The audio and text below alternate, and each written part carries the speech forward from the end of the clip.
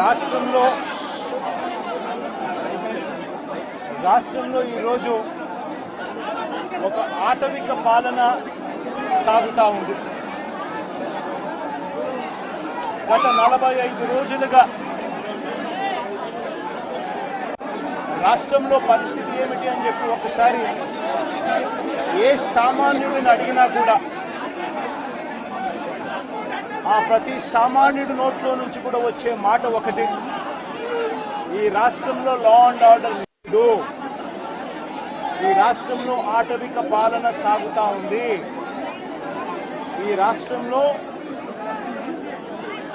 Telugu Desam party వారు ఎవరైనా సరే వాళ్ళు తెలుగుదేశం పార్టీ వారు అయితే చాలు,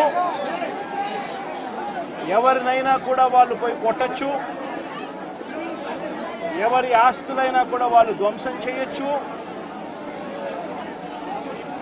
ఎవరినైనా హత్య చేయొచ్చు, ఎవరి మీదైనా హత్యా ప్రయత్నం చేయొచ్చు.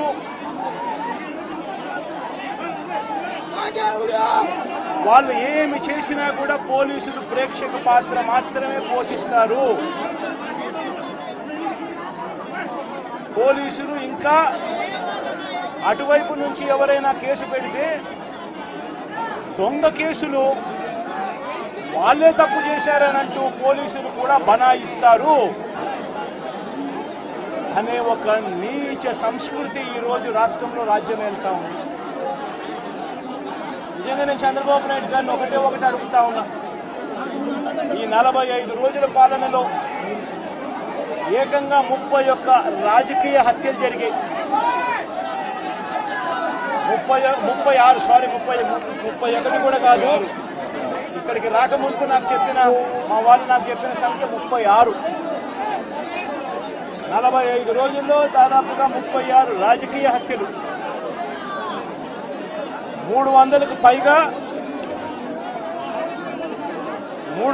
పైగా హత్యాయత్నాలు,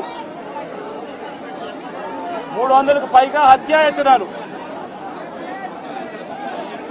తెలుగుదేశం పార్టీ వాళ్ళ వేధింపులు భరించలేక 35 మంది ఆత్మహత్యలు చేసుకున్న పరిస్థితులు రాష్ట్రంలో ఉన్నాయి. 560 చోట్ల ప్రైవేట్ ఆస్తులను ధ్వంసం చేశారు. ఇంట్లో చొరబడుతున్నారు, ఆస్తులను ధ్వంసం చేస్తా ఉన్నారు, షాపులను కాల్చేస్తా ఉన్నారు. వైఎస్ఆర్సీపీ సానుభూతి పరుల చీనీ చెట్లను నరికేస్తా ఉన్నారు. ఇటువంటి ప్రైవేట్ ఆస్తులు 560 చోట్ల ప్రైవేట్ ఆస్తులను ధ్వంసం చేశారు. 490 చోట్ల ప్రభుత్వ ఆస్తులను ధ్వంసం చేశారు. 490 చోట్ల ప్రభుత్వ ఆస్తులను ధ్వంసం చేశారు. ఇవి కాక 1000కి పైగా దౌర్జన్యాలు, దాడులు. 1000కి పైగా దౌర్జన్యాలు, దాడులు. ఈ 45 రోజుల్లో తెలుగుదేశం పార్టీ అధికారంలోకి వచ్చిన తర్వాత ఈ రాష్ట్రంలో ఇది లా అండ్ ఆర్డర్ పరిస్థితి. నేను అడుగుతా ఉన్నాను, ఒకసారి ఆలోచన చేయమని అడుగుతా ఉన్నాను, ఎంతటి దారుణంగా లా అండ్ ఆర్డర్ పరిస్థితి ఉంది అన్నదానికి నిదర్శనము ఈ రషీద్ కేసే ఒకటి తీసుకోండి కావాలంటే. రషీద్ కేసే ఒకటి కావాలంటే తీసుకోండి. ఇదే వినుకొండకు ఇంతకు ముందు ఎస్పీగా రవిశంకర్ రెడ్డి అని చెప్పి ఇంతకుముందు ఎస్పీగా ఉన్నారు. మంచి ఆఫీసరు, అప్రైట్ ఆఫీసరు. ఎన్నికల వేళ వీళ్ళకున్న పలుకుబడితో ఆ ఆఫీసర్ను తప్పించేశారు. తర్వాత వీళ్ళకు కావలసిన అధికారిని బిందు మాధవ్ అనే అధికారిని ఎస్పీగా తెచ్చుకున్నారు. ఈ బిందు మాధవ్ అనే అధికారి ఎస్పీ ఎంత అన్యాయస్తుడనంటే ఈ అన్యాయమైన ఎస్పీని సస్పెండ్ చేస్తూ ఎన్నికల కమిషనే స్వయంగా నిర్ణయం తీసుకుని ఈ బిందు మాధవ్ అనే అధికారిని సస్పెండ్ చేశారు. దాని తర్వాత ఎన్నికల కమిషనే మల్లికా గర్గ్ అనే ఒక మంచి ఆఫీసర్ను పెట్టింది. ఆ ఆఫీసరు చంద్రబాబు నాయుడు గారు అధికారంలోకి వచ్చిన వెంటనే ఆ ఆఫీసర్ను కూడా పంపించేశాడు. ఆ ఆఫీసర్ చంద్రబాబు నాయుడు గారి మనుషులకు తెలుగుదేశం పార్టీకి సహాయ సహకారాలు అందించను అని చెప్పి ఆ ఆఫీసరు వెళ్ళిపోయిన రోజు కొత్త ఎస్పీ శ్రీనివాసన్ అనే ఆయనను వీళ్ళకి సంబంధించిన ఆయన శ్రీనివాసన్ ఆయన తెచ్చుకున్నారు. ఈ కొత్త ఎస్పీ వచ్చిన 2 రోజులకే ఈ కొత్త ఎస్పీ వచ్చిన 2-3 రోజులకే హత్య జరిగింది. ఇది ఆ హత్య కూడా ఏమిటి, అత్యంత దారుణంగా నడి రోడ్డు మీద ప్రజలందరూ చూస్తూ ఉండగా అమాయకుడైన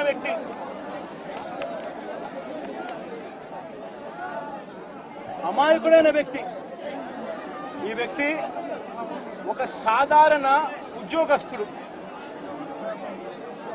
వైన్ షాప్లో తాను పనిచేసుకుంటూ సూపర్వైజర్గా తాను పనిచేసుకుంటూ వైన్ షాప్లో తన జీవితం గడుపుతా ఉన్న ఒక సామాన్యమైన వ్యక్తి. ఇటువంటి వ్యక్తిని అతి కిరాతకంగా నడి రోడ్డు మీద అందరూ చూస్తూ ఉండగానే కిరాతకంగా కత్తి తీసుకొని అతి దారుణంగా నరకడము. ఆ నరుకుతూ వైఎస్ఆర్ కాంగ్రెస్ పార్టీకి సంబంధించిన సానుభూతి పరులందరినీ కూడా ఈ మాదిరిగా మేము నరుకుతాము అని చెప్పి రాష్ట్ర వ్యాప్తంగా ఒక మెసేజ్ పంపించడం కోసం అతి కిరాతకంగా నడి రోడ్డు మీద ఒక వ్యక్తిని నరుకుతాం. ఎంతటి దారుణంగా ఉంది అంటే పోలీసు వ్యవస్థ వీళ్ళదే. ఇదే ఈనాడు, ఇదే ఆంధ్రజ్యోతి, ఇదే టీవీ5 వీళ్ళందరూ కూడా పత్రికల ముసుగులో వీళ్ళు కూడా ఏ స్థాయికి దిగజారిపోయారో ఒక్కసారి గమనించమని అడుగుతా ఉన్నా. ఈనాడులో ఈరోజు నిన్ననో ఒక స్టోరీ, అప్పుడెప్పుడో మోటార్ బైక్ కాలిందట. ఆ మోటార్ బైక్ అనే వ్యక్తి కాల్చింది. ఆ మోటార్ బైక్ అనే వ్యక్తి ఈ జిలానీదే మోటార్ బైకు, అది వైఎస్ఆర్సీపీ వాళ్ళు కాల్చారట. అందుకనే 2 ఏళ్ల తర్వాత ఇది జరిగిందట అని చెప్పి ఒక దిక్కుమాలిన అబద్ధం చెప్తా ఉన్నారు. నిజంగా వీళ్ళు పత్రికలా, వీళ్ళు ఏమైనా పేపర్లా, టీవీలా? నిజంగా వీళ్ళంతా కూడా సిగ్గుతో తలొంచుకోవాలి వీళ్ళు చేస్తా ఉన్న దుష్ప్రచారాలకు, అబద్ధాలకు. తీరా చూస్తే ఆ మోటార్ బైక్ ఎవరిది అని అంటే ఆ మోటార్ బైక్ జిలాంది కాదు. ఆ మోటార్ బైక్ ఆసిఫ్ అనే వైఎస్ఆర్సీపీకి సంబంధించిన వ్యక్తిది.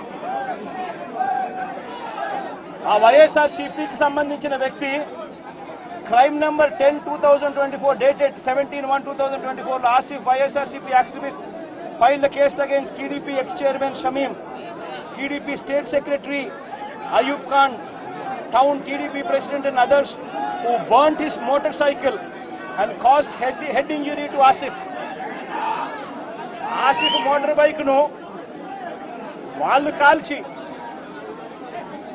ఆసిఫ్ను గాయపరిచి ఆ గాయపరిచిన కేసును ఆసిఫ్ 17/1/2024లో కేసు పెట్టి క్రైమ్ నెంబర్ కూడా 10/2024 డేటెడ్ అని చెప్పి క్రైమ్ నెంబర్ కూడా రిజిస్టర్ అయింది. ఆ ఫోటో తీసి ఎప్పుడో జరిగిందని చెప్పి చూపించి ఆ కేసు మోటార్ బైక్ కేసు అప్పట్లో పోలీసులు తీసుకోలేదు అని చెప్పి మళ్ళీ పోలీసుల మీద కూడా ఒక తప్పుడు ప్రచారం మళ్ళీ పోలీసుల మీద కూడా వేసి అసలు జరిగిన ఇన్సిడెంట్ ఎప్పుడు అని అంటే ఇది 17/1/2024 జరిగినది. ఎవరి బైక్ నాకు కాలింది అని అంటే ఆసిఫ్ బైక్ కాలింది. ఆసిఫ్ ఎవరు అని అంటే వైఎస్ఆర్సీపీ మనిషి. చేసింది ఎవరు అని అంటే తెలుగుదేశం పార్టీకి సంబంధించిన Telugu Desam ex chairman Shamim, Telugu Desam state secretary Ayub ఖాన్లు, వీళ్ళంతా ఎంత దారుణంగా ఫ్యాక్ట్లను ట్విస్ట్ చేసి ఎస్పీ అనే వ్యక్తి కొత్తగా వస్తాడు, వచ్చిన 3 రోజుల కిందటే ఎస్పీ వస్తాడు, ఎస్పీ వచ్చిన 3వ రోజుకి హత్య జరుగుతుంది. ఇన్సిడెంట్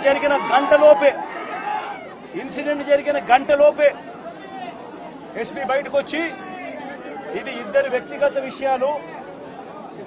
విషయాల వల్ల వాళ్ళకున్న మధ్యలో ఉన్న గొడవల వల్ల ఒకరిని ఒకరు చంపుకున్నారు అని చెప్పి తప్పుడు మాటలు మాట్లాడుతూ అబద్ధాలు చెప్తా ఉన్నాడు. నేను అడుగుతా ఉన్నా, కేసు పెట్టారని అంటా ఉన్నారు, కేసు పెట్టామని అంటా ఉన్నారు. నేను అడుగుతా ఉన్నా, మరి కేసు పెట్టినప్పుడు ఈ కేసులో ఉట్టి ఆ జిలాన్ అనే ఒక వ్యక్తి మీదనే కేసు పెట్టి వదిలేయడం ఏమిటి? ఈ ఫోటో ఏమిటి?